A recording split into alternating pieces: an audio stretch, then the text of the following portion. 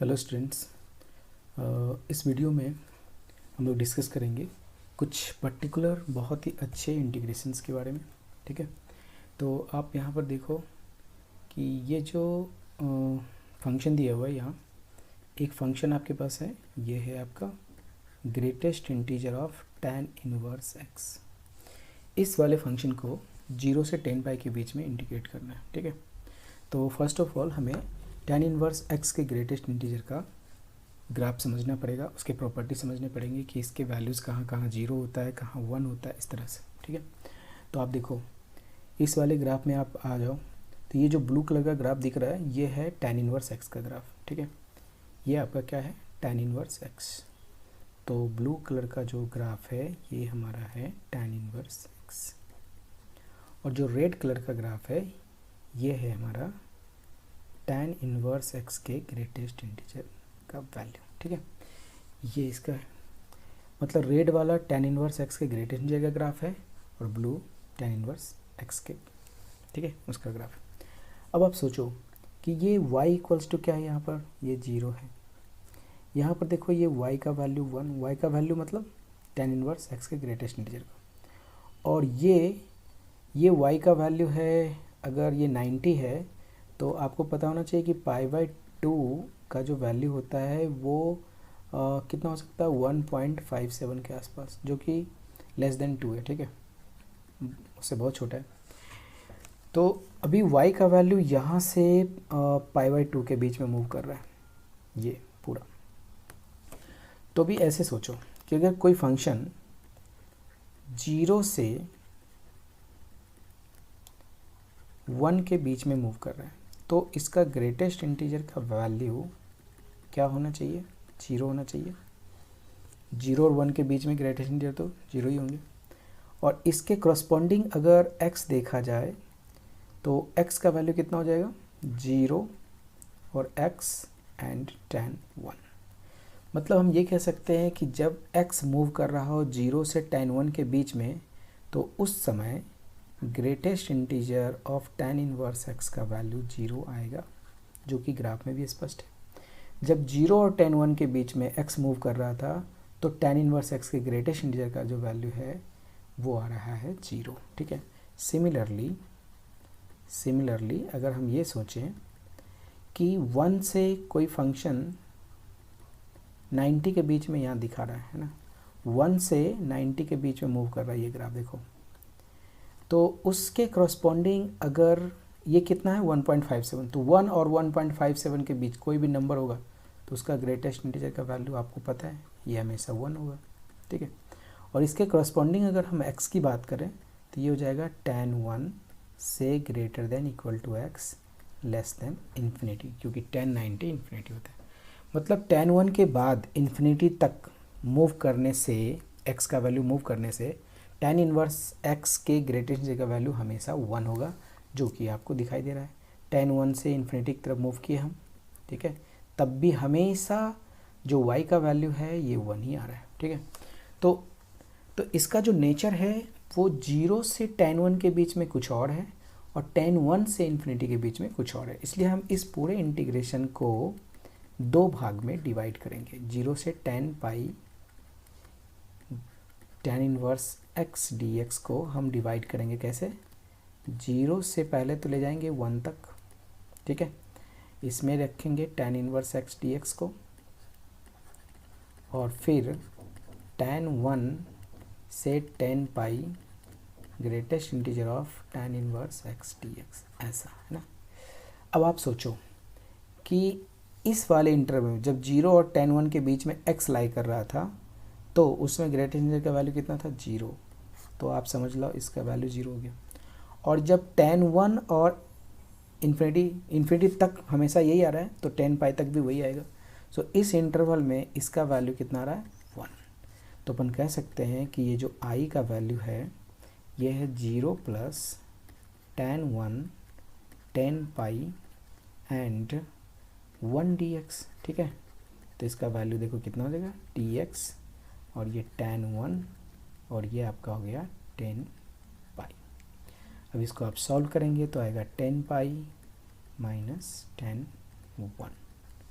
ये इसका आंसर हो गया। ठीक है, तो होप कि आपको सब कुछ समझ में आ गया होगा अच्छे से। ओके, सो नेक्स्ट क्वेश्चन में चलते हैं।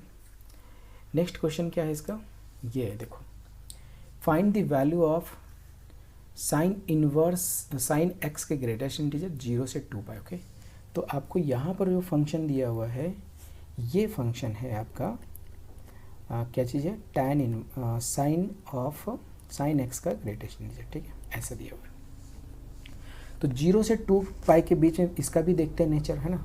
तो आपको ये पता है कि जो साइन एक्स का ग्राफ है वो इस तरह से जाता है। ठीक है, तो यहाँ पर भी जो ब्लू कलर का ग्राफ है ये आपका ग्राफ है y equals to sine x का, और जो रेड कलर का ग्राफ दिख रहा है आपको ये आपका है y equals to greatest integer sine x. ठीक है, अब आप समझो कि जब 0 से पाई के बीच में साइन मूव करता है तो ये पॉजिटिव होता है। ठीक है, और 90 पर ये पर्टिकुलर 1 होता है। बाकी जैसे ही 90 से हम छोटा जाएंगे इसका वैल्यू 1 से लेस होने लगेगा, तो ग्रेटेस्ट इंटीजर का वैल्यू 0 हो जाएगा, ये 0 हो गया।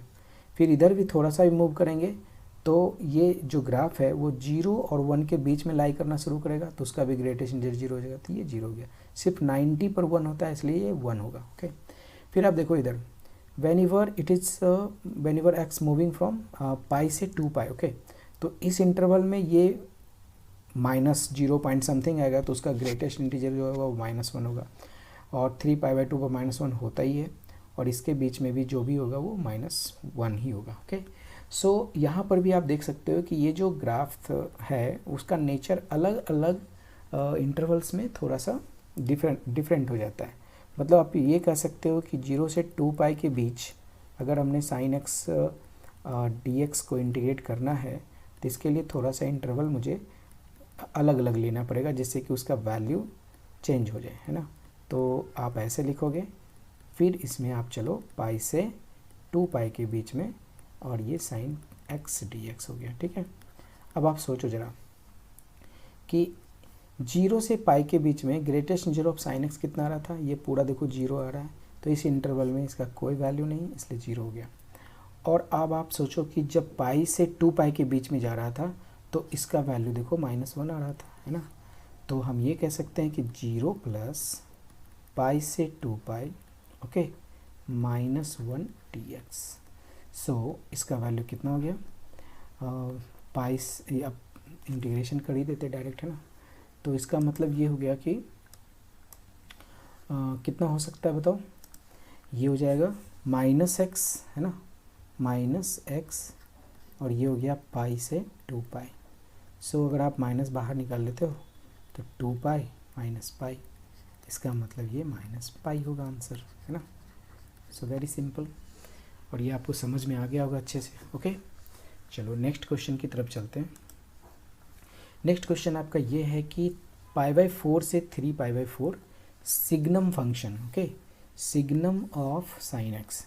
आपको पता होगा ना, सिग्नम अगर कोई पॉजिटिव नंबर होता है तो इसका वैल्यू होता है +1, सिग्नम ऑफ कोई निगेटिव नंबर होता है तो इसका वैल्यू होता है -1, और सिग्नम 0 पर ये 0 होता है। ये एक बेसिक प्रॉपर्टी होता है सिग्नम फंक्शन का। ठीक है, तो आप सोचो साइन एक्स का जरा ग्राफ पर डिस्कस करते हैं। ये साइन एक्स का देखो, ब्लू कलर वाला साइन एक्स है। ओके, तो ये साइन एक्स है, तो साइन एक्स अगर देखा जाए तो 0 से पाई के बीच में हमेशा पॉजिटिव होता है ना, हमेशा पॉजिटिव होता है।